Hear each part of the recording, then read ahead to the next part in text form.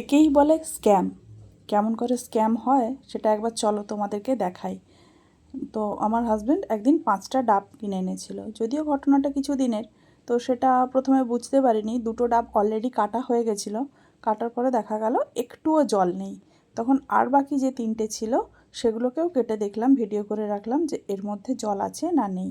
ওমা দেখি যথারীতি 3টে ডাবের মধ্যে এক ফোঁটাও জল নেই। একটা ডাবের মধ্যে হাফ চামচ মতো ছিল, হাফ টিস্পুন, এবং সেটা পচা একটা লালচে টাইপের জল। তো যারা ডাব বিক্রি করে তারা কিন্তু বোঝে যে কোনটাতে জল থাকে আর কোনটাতে জল থাকে না। দেখো ওরা যেহেতু এটাতে জল নেই সেই জন্য একদম এতটা রেখে কেটেছে।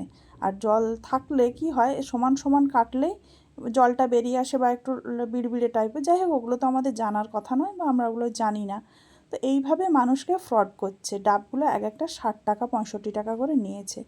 তো দেখো 5খানা ডাবের দাম তো কম নয়। তারপরে ওকে 4-5 দিন 1 সপ্তাহ খোঁজা হয়েছে ওই ডাব দোকানকে, কিন্তু পাওয়া যায়নি।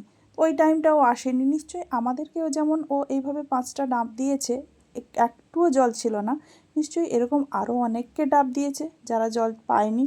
তো তারাও হয়তো ওর খোঁজ করেছে।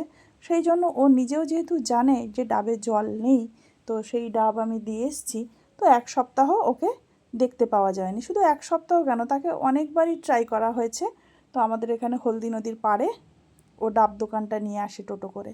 তো অনেক দিনই খোঁজা হয়েছে, বা যখনই যাতায়াত করা হয় দেখা হয়, কিন্তু ওকে আর চোখে পড়ে না। ও হয়তো আসে, অন্য কোথাও চলে যায়। এইভাবেও কতদিন করবে? আজকে এখানে করছে, অন্য কোথাও অন্য কোনো দিন করবে, তারপরও কোথায় যাবে? একদিন না একদিন তো ধরা পড়তেই হবে। তো যাই হোক, ধরা পড়ুক না করুক, তুমি যখন ব্যবসা করে খাচ্ছ সৎ পথে ব্যবসা করো। কারণ প্রত্যেকটা মানুষকে কষ্ট করে টাকা জোগাড় করতে হয়। দেখো পরপর 3টে ডাব, দুটো তো দেখালে আমি, আগের ডাবটা দেখলে তো ওই হাফ টিস্পুন মতো লালচে রঙের জল বেরিয়েছিল। তাহলে ভাবো, ডাব নিয়েও যদি মানুষ এই ধরনের ব্যবসা করে, তো আর কি বলবে, মানুষের মন মানসিকতা কোথায় গিয়ে দাঁড়িয়েছে। সৎ জিনিসটা মানুষের মধ্যে থেকে উঠেই গেছে, যে সৎভাবে বাঁচতে হয় সেটাই উঠে গেছে। প্রত্যেকটা মানুষ, কেউ ফ্রিতে পয়সা পায় না, প্রত্যেককেই কষ্ট করে রোজগার করতে হয়।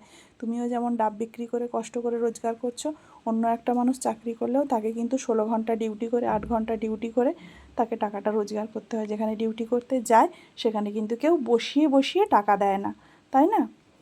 তাহলে ভাবো কেমন দিনকাল এলো। দেখো 3টে ডাব তোমাদের সামনে কাটলাম, একটুও জল নেই।